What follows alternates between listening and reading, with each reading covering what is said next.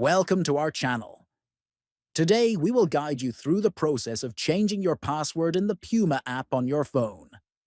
This tutorial will help you secure your account quickly and easily, ensuring your personal information remains protected. Let's begin the steps.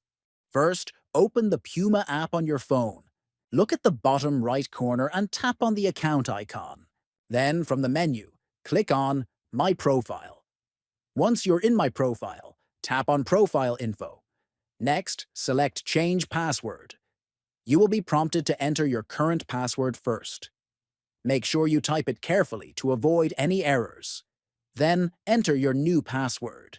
Choose a strong password that is difficult for others to guess. Finally, click on the Save button to update your password. Your Puma account is now secured with the new password. If you found this tutorial helpful, subscribe to our channel, give the video a like, and share it with others. Thanks for watching and stay safe online.